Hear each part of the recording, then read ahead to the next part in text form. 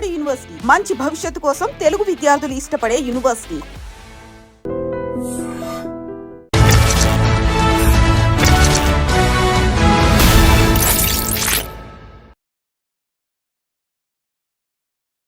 అందరికీ నమస్కారం. నేను Swaroopa Potlapalli. Welcome to I dream.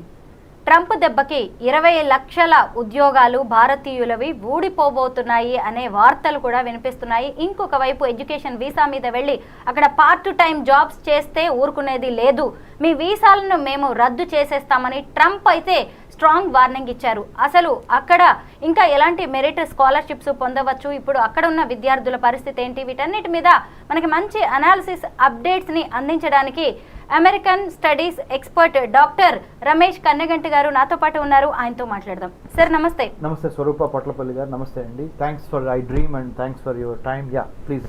మనం చూస్తూనే ఉన్నాం కదా, దాదాపు ఒక నెల రోజులుగా ఈ చర్చ బాగా నడుస్తూనే ఉంది. అక్కడున్న విద్యార్థులు, ఇక్కడున్న తల్లిదండ్రులు చాలా టెన్షన్ పడుతున్నారు. అలా ఎడ్యుకేషన్ వీసా మీద చదువుకోవడానికి వెళ్ళి పార్ట్ టైం జాబ్స్ చేయడం అనేది కరెక్టేనా? First of all F1 student visa మీద వెళ్ళి 80% 80% you have to concentrate on the curriculum education. 20% you can earn money to support your livelihood or to support your bread and butter. ఇదండి concept. ఈ కాన్సెప్ట్కి భిన్నంగా మన వాళ్ళు ఏం చేస్తున్నారంటే 20% ఎడ్యుకేషను, 80% లైవ్లీహుడ్ అంటే ఎంప్లాయ్మెంట్. ఇది మొన్నటి వరకు చెల్లింది, ఇక చెల్లదు. Go with a clarity. Me intent కరెక్ట్గా ఉండాలి. ఇంటెంట్ అంటే ఇంటెన్షన్, వెళ్ళే ఉద్దేశం. నేను F1 స్టూడెంట్ వీసా మీద వెళ్ళాను కాబట్టి 100కి 100% F1 స్టూడెంట్ వీసా తీసుకొని నా డిగ్రీ పూర్తి చేసుకొని మంచి నాలెడ్జ్, స్కిల్, యాటిట్యూడ్ గెయిన్ చేస్తే అక్కడ పని చేయండి. లేకపోతే ఇండియా వచ్చి పని చేయండి, లేకపోతే ప్రపంచం అంతా మీ ఫుట్బాల్ గ్రౌండ్ ఏదో కంట్రీకి వెళ్ళి పని చేయండి. ఎందుకు? మీకు నాలెడ్జ్ ఉంది, స్కిల్ ఉంది, యాటిట్యూడ్ ఉంది, కాన్ఫిడెన్స్ ఉంది, కంటెంట్ ఉంది, క్యారెక్టర్ ఉంది. కానీ పొరపాటు ఎక్కడ జరుగుతుందంటే ఇది వెళ్ళిన పని పక్కన పెట్టి పార్ట్ టైం జాబ్ అని, వెల్త్ క్రియేషన్ అని, ఎకనామిక్ యాక్టివిటీస్ మీద ఎక్కువ చేయాల్సి వస్తుంది. మరి అడగండి, మనల్ని ప్రశ్నించవచ్చు కొంతమంది వ్యూవర్స్, ఇప్పుడు పేరెంట్స్ కానీ స్టూడెంట్స్ కానీ, సార్ మరి ఎకనామిక్ చాలా ఇంపార్టెంట్ కదా, ఫైనాన్షియల్ స్ట్రెంగ్త్ ఇంపార్టెంట్ కదా, ఫైనాన్షియల్ ఫిట్నెస్, మరి ఎట్లానండి? అందుకని కనుక మేము అందుకోసమే కదా మేము పనిచేస్తుంది అంటున్నారు. బాబు, ఫైనాన్షియల్ ఫిట్నెస్ ఎందుకు ఇంపార్టెంట్ మీకు? స్టూడెంట్ దశలో ముఖ్యంగా స్టూడెంట్ గురించి మాట్లాడుతున్నారు. మీరు లోన్లు తీసుకొని వెళ్ళారు, 50 లక్షలు 60 లక్షలు లోన్ తీసుకొని మీ నాన్నగారు యొక్క ఆస్తులు తాకట్టు పెట్టి 100కి 100 మంది అమెరికా వెళితే 10 మంది పేరెంట్స్ మాత్రమే సొంతంగా ఒకేసారి డబ్బు కట్టగలిగిన శక్తి ఉన్నవాళ్ళు 10 మంది పేరెంట్స్. మిగతా 90 మంది పేరెంట్స్ ఎడ్యుకేషన్ లోన్ తీసుకోవాల్సిందే, వాళ్ళ ఆస్తులు, స్థలాలు, పొలాలు తాకట్టు పెట్టి. మరి మీ నాన్నగారు జీవితాంతం వాళ్ళ తాత ముత్తాతలు ఇచ్చిన ఆస్తులు తాకట్టు పెట్టి 50-60 లక్షలు మీకు ఇచ్చి అమెరికాలో ఒక యూనివర్సిటీకి పంపిస్తున్నారు 2 ఇయర్స్ కదా. మరి ఎమ్మంటే మీకు అక్కడ ఏమైనా జాబ్ రెడీగా ఉందా? మీ కోర్స్ అయిపోగానే రెడీగా లేదు. ట్రంప్ వచ్చిన నేపథ్యంలో అసలు పరిస్థితి బాగోలేదు ఇప్పుడు.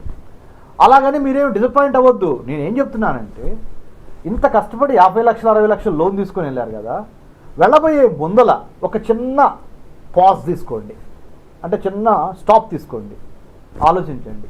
50-60 లక్షలు కట్టి అమెరికా వెళ్ళి ఎంఎస్ చేయడానికి నేను వెళ్తున్నాను కదా, వెళ్ళాల్సిన అవసరం ఏంటి? 50-60 లక్షలు కట్టకుండా స్కాలర్షిప్స్ ఏమైనా ఉన్నాయా? ఉంటే ఎటువంటి స్కాలర్షిప్స్ ఉన్నాయి? ఎలా అప్లై చేయాలి? ఎలా ఆ స్కాలర్షిప్ ఇంటర్వ్యూ క్లియర్ చేస్తే 50 లక్షలు తీసుకునే దాంట్లో, 50-60 లక్షలు తీసుకునే దాంట్లో కనీసం నేను కొంతవరకు స్కాలర్షిప్ కొట్టుకుంటే, కొంతవరకు లోన్ తీసుకున్నా కానీ రేపొద్దున మా అమ్మ మా నాన్న మీద, పైగా నా మీద ఆ ఒత్తిడి ఉండదు అనే ఒక మినిమం బ్రెయిన్ స్ట్రామింగ్ అంటారు. అంటే మేధో మదనం చేయండి, ముందు చూపుతో, ప్రిడిక్టివ్గా, ప్రియంప్టివ్గా చేయబోయేదాన్ని ఆలోచించండి. ఓకే, మీలో ఎవరైనా ఈ ప్రోగ్రామ్ చూసి merit scholarships United states of అమెరికాలో ఏమి ఉన్నవి అని తెలుసుకోవాలనుకుంటే, నా పేరు doctor Ramesh Kanneganti. I'm the founder, executive director, centre for human security studies, మానవ రక్షణ అధ్యయన సంస్థ, మర్రి చెన్నారెడ్డి మానవ వనరుల అభివృద్ధి సంస్థ, MCR HRD institute, road number 25లో మన centre for human security studies ఉంది. అమెరికాలో చదువుకోవటానికి యుఎస్ ఇండియా ఎడ్యుకేషన్ ఫౌండేషన్ ఇచ్చే 6 రకాల స్కాలర్షిప్స్ మీకు ఇప్పుడే చెప్తాను నేను. మీకు స్కాలర్షిప్ పేరు తెలియగానే మీకు స్కాలర్షిప్ రాదు. దాన్ని క్లియర్ చేయడానికి కావాల్సిన నాలెడ్జ్, స్కిల్, యాటిట్యూడ్, యాప్టిట్యూడు మీకు దగ్గర ఉంటే ఒక ఎత్తు. లేదనుకోండి, మా దగ్గర రండి, ఆ knowledge, skill, attitude, route first ఎట్లా అప్లై చేయాలి, స్టేట్మెంట్ ఆఫ్ పర్పస్ ఎట్లా రాయాలి, లెటర్ ఆఫ్ రికమెండేషన్ ఏంటి, రీసెర్చ్ ఇంటర్న్షిప్స్ చేస్తే స్కాలర్షిప్ వచ్చింది, రీసెర్చ్ ఇంటర్న్షిప్ చేయకుండా స్కాలర్షిప్కి అప్లై చేస్తే ఎవరు, స్కాలర్షిప్ వచ్చినా కానీ మళ్ళీ ఆ టాప్ 10లో ఎలా ఉండాలి అనే వాటి మీద మేము మీకు plan A, plan B, plan C, route map చెప్తాం.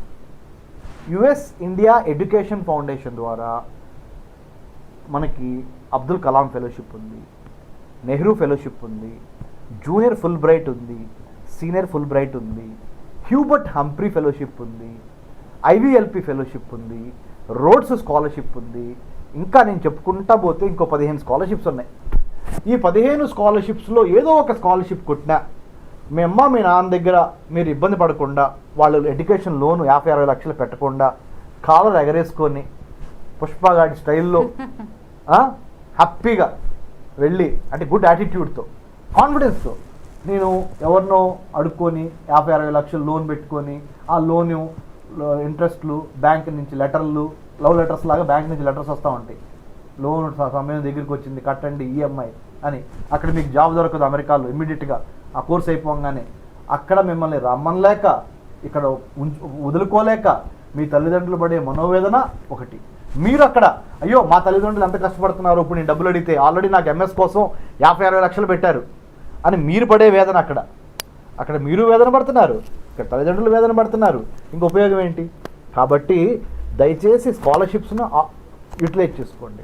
మేడం గారు, ఇవి కాకుండా అమెరికా చెప్పేప్పుడు Norway, Sweden, Israel, Australia, Canada, UK, France, Germany, అన్నిటికీ మించి జపాన్, సౌత్ కొరియా, ఈ 12 దేశాల్లో కూడా భారత ప్రభుత్వానికి సంబంధించిన ministry of human resource development, MHRD, government of India. మీరు ఢిల్లీలో పనిచేశారు స్వరూప గారు, ఇండియా గేట్కి దగ్గరలో శాస్త్రి భవన్ అని ఉంటుంది. ఆ శాస్త్రి భవన్లో ఈ స్కాలర్షిప్ ఇంటర్వ్యూలు జరుగుతాయి. ఈ స్కాలర్షిప్ ఇంటర్వ్యూ అటెండ్ అవ్వడానికి కూడా మీకు ట్రైన్ టికెట్ గవర్నమెంటే ఇచ్చింది. ఆన్లైన్లో కొన్ని అటెంప్ట్ చేయొచ్చు, కొన్ని ఆఫ్లైన్లో వెళ్ళి చేయాలి. ఈ స్కాలర్షిప్ని క్లియర్ చేయాలంటే 3 రకాల దశలు ఉంటాయి. ఫస్ట్ మీరు అప్లై చేయాలి, 2 స్క్రూటినైజేషన్ అయిపోయిన తర్వాత మీరు ప్రపోజల్ పంపించమంటారు. ఈ 15-16 దేశాల్లో ఏ యూనివర్సిటీకి అప్లై చేయాలనుకుంటున్నారు, ఏ డిపార్ట్మెంట్కి అప్లై చేయాలనుకుంటున్నారు, వాళ్ళతో కూడా మీరు కమ్యూనికేషన్ ఏర్పాటు చేసుకొని 3rd స్టేజ్లో ఈ ఇంటర్వ్యూ క్లియర్ చేస్తే, ఢిల్లీ శాస్త్రి భవన్ ఇంటర్వ్యూ క్లియర్ చేస్తే మీకు ఆ దేశంలో చదువుకోవడానికి scholarship, flight ticket, medical insurance, అన్నిటికి మించి స్టైఫండు ఇస్తారు. నేను అట్లా ఇజ్రాయెల్లో 3 సంవత్సరాలు చదువుకున్నా, 3 సార్లు ఇజ్రాయలీ గవర్నమెంట్ స్కాలర్షిప్ సెలెక్ట్ అయ్యా. మా నాన్నగారు వ్యవసాయ కూలీ, మాది తెనాలి, డిగ్రీ వరకు తెలుగు మీడియం, ఇంటర్మీడియట్ తప్పిన వాడిని. నేను ఇజ్రాయెల్లో 3 ఏళ్ళు ప్రధానమంత్రి మన్మోహన్ సింగ్ గారు చేత నేను బ్రేక్ఫాస్ట్ తీసుకొని, ఆయన ఆశీర్వాదం తీసుకొని, అంటే ఆ టైంలో అప్పుడు ప్రధానమంత్రి మన్మోహన్ సింగ్ గారు ఉన్నారు. నేను ఆ టైంలో ఇజ్రాయెల్ దేశంలో 2 ఇయర్స్ చదువుకొని వచ్చా, డాక్టరేట్లో 1 year, post doctorate.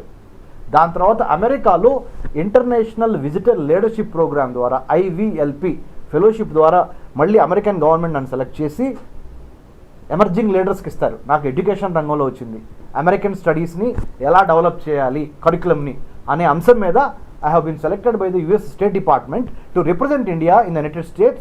I had been to 10 American universities plus CNN headquarters, Coca-Cola company headquarters, Martin Luther King Gandhi Foundation in Atlanta, Seattle, ఇవన్నీ నార్త్, సౌత్, ఈస్ట్, వెస్ట్ మొత్తం తిరగటానికి ఆయన ఖర్చు మొత్తాన్ని అమెరికన్ గవర్నమెంట్ భరించింది. గ్రేట్. ఇదన్నీ మీకు ఎందుకు చెబుతున్నానండి స్వరూప గారు, నేను చేయగలిగిందా లేనిది మీరు నాకన్నా స్మార్ట్, మీరు నాకన్నా కష్టపడతారు, మీరు నాకన్నా అంబిషియస్, మీరు ఎందుకు చేయలేరు? ఇన్ఫర్మేషన్ రావాల్సిన విధంగా మీకు రావటం లేదు.